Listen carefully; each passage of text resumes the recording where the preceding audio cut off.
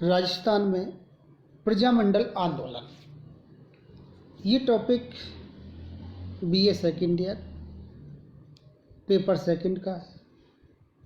राजस्थान में प्रजामंडल आंदोलन, राजस्थान में 1818 के बाद से ही सभी वर्गों में असंतोष था।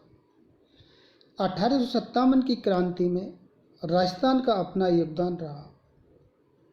अर्जुन लाल सेठी, केसरी सिंह बारठ, गोपाल सिंह जैसे क्रांतिकारी भी हुए।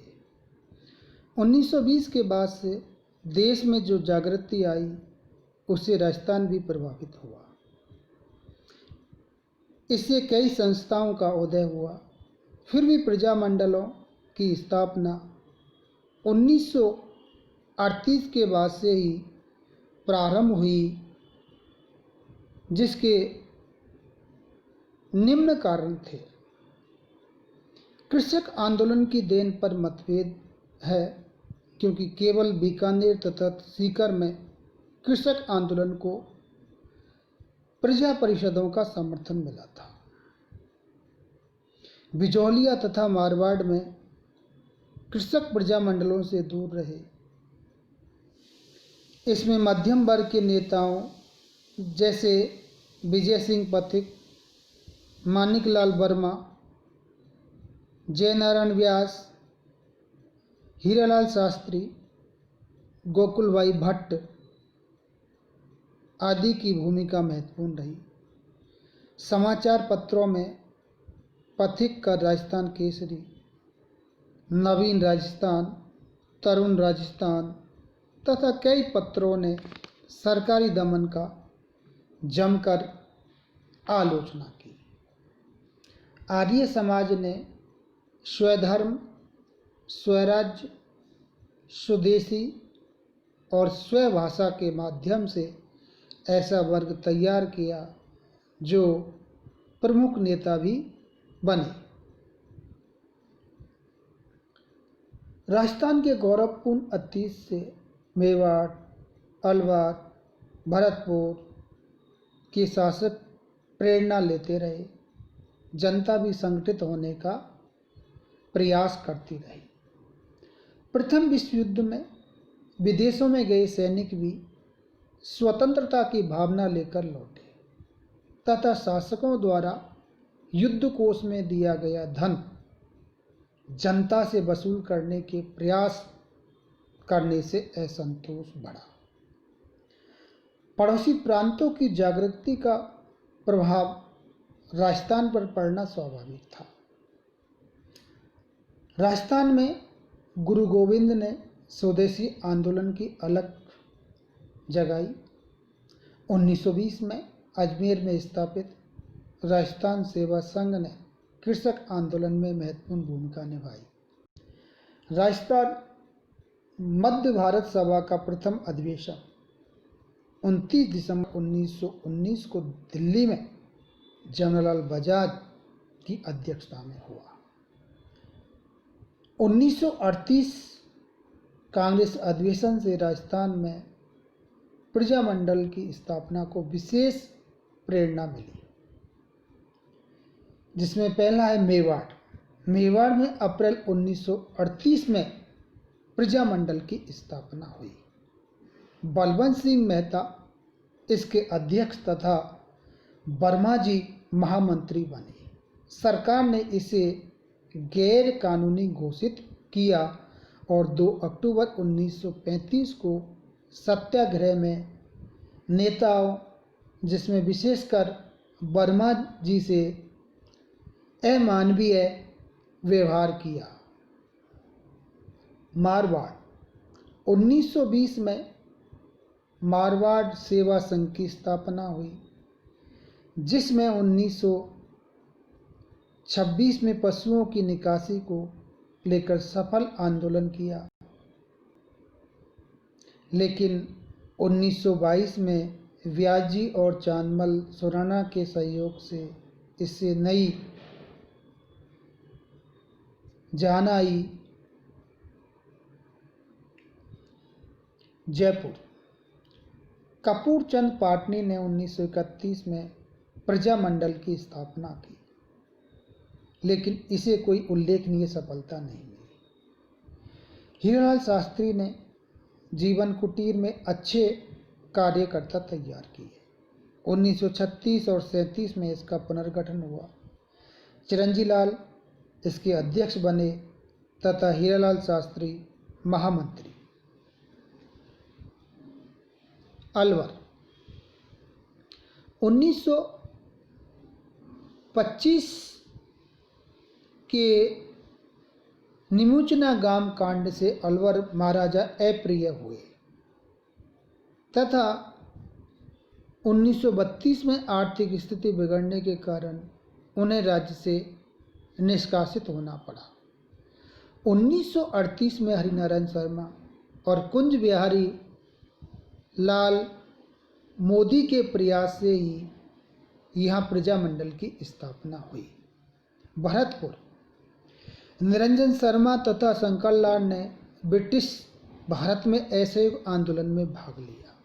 1923-24 में पंडित सावल सिंह व गया प्रसाद ने सेवा समिति की स्थापना की।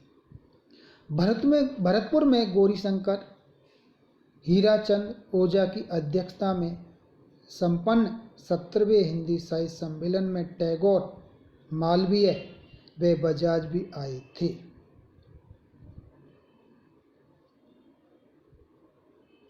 करौली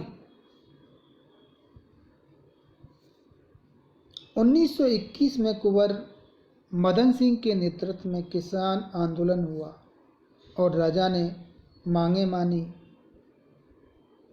मुंशी त्रिलोक चंद माथुर ने 1938 में करौली राज्य सेवक संघ की स्थापना की। प्रांतीय कांग्रेस कमेटी अजमेर की एक शाखा करौली में स्थापित की और इसे प्रजामंडल में बदल दिया।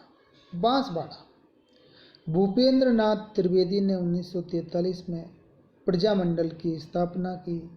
धूलश्री भाई मणिशंकर, मोतीलाल एवं सिद्धि शंकर इसके मुख्य कार्यकर्ता थे। डूंगरपुर 1935 में ठक्कर बापा की प्रेरणा से यहाँ हरिजन सेवक संघ की स्थापना हुई। मानिकलाल वर्मा ने बागड़ सेवा मंदिर खोले। 1946 में भोगीलाल पंड्या की अध्यक्षता में प्रजामंडल का प्रथम अधिवेशन हुआ। धौलपुर स्वामी श्रद्धानंद ने 1918 में चेतना का प्रयास किया। ज्वाला प्रसाद जिज्ञासु तथा जौहरीलाल इंदू ने 1934 में नागरी प्रचारिणी सभा की स्थापना की। 1938 में प्रजामंडल की स्थापना हुई। सिरोही 1934 में मुंबई में सिरोही के युवकों ने प्रजामंडल की स्थापना की। 1936 में एक असफल प्रयास के बाद 23 जनवरी 1939 को गोकुल भाई भट्ट ने सिरोही में प्रजामंडल की स्थापना की। बीकानेर 1930-31 बीकानेर में सर्वहितकारिणी सभा की स्थापना में सत्यनारायण सराफ, मेघाराम वैद्य, लक्ष्मीदास का सहयोग था। 1934 में मेघाराम वैद्य को प्रजामंडल की स्थापना के कारण सर्वहितकारिणी सभा से निष्कासित किया। 1942 में रघुवर दयाल गोयल ने बीकानेर राज्य प्रजा परिषद का गठन किया। प्रजा पर सरकार ने दमन करने का प्रयास किया। इस वर्ष झंडा सत्याग्रह किया गया और 30 मई 1944 को बीरबल सिंह पुलिस की गोली के शिकार हुए। अप्रैल 1947 में बीकानेर पहला राज्य था जिसने केंद्रीय संविधान सभा में प्रतिनिधि भेजे थे।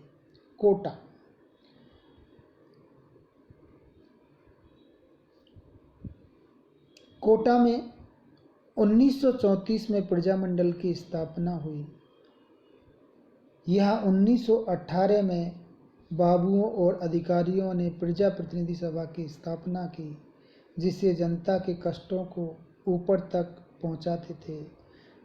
खादी और गांधी टोपी का प्रचलन बढ़ा। 1926-27 में भी प्रजा मंडलों की स्थापना के प्रयासों के बाद 1939 में नेनूराम और अभिन्न हरि ने प्रथम अधिवेशन मांगरोल में किया।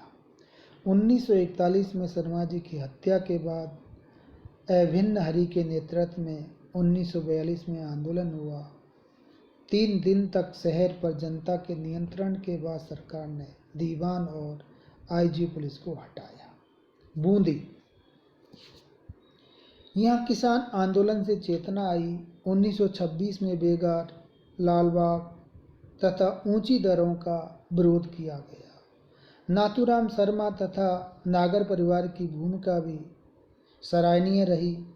1935 के प्रतिबंधों के बावजूद ऋषिदत्त मेहता और ब्रज सुंदर शर्मा ने सत्याग्रह किया। 1944 में हरिमोहन माथुर की अध्यक्षता में लोक परिषद की स्थापना हुई।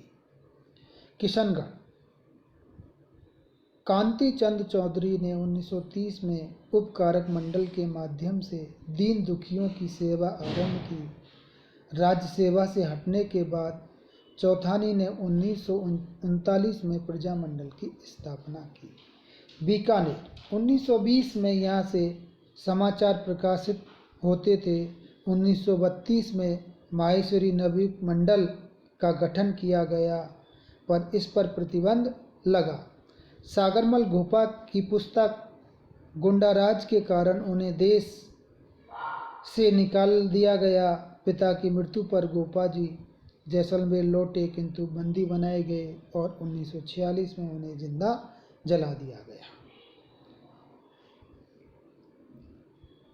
नेहरू जी ने इसे न केवल जैसलमेर अपितु दूसरे राज्यों के लिए भी शर्म की बात माना और 15 सितंबर 1945 के दिन जैसलमेर में प्रजा मंडल की स्थापना की गई।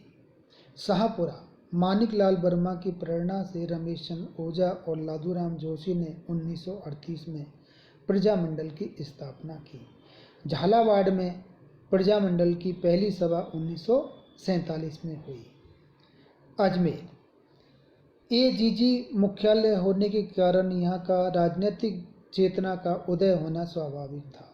1857 के स्वतंत्रता आंदोलन, स्वामी दयानंद का निवारण, क्रांतिकारियों की शरणस्थली रहने के कारण वर्मा जी तथा व्यास जी की अपनी राजनीतिक गतिविधियों का केंद्र बनने से यह राजस्थान का महत्वपूर्ण केंद्र रहा। विजय सिंह पथिक ने 1920 में राजस्थान सेवा संघ की स्थापना की, जिसने किसान आंदोलन में महत्वपूर्ण भूमिका निभाई। राजस्थान केसरी के बाद भी अन्य पत्रों के माध्यम से राजस्थान के राजाओं की निरंकुशता की निंदा की गई। अर्जुन लाल सेठी के अतिरिक्त हरिभाऊ उपाध्याय भी एक प्रमुख नेता रहे। आप 1952 में अजमेर के मुख्यमंत्री रहे और हटोडी में महिला शिक्षा का केंद्र भी आपकी याद दिलाता है। धन्यवाद।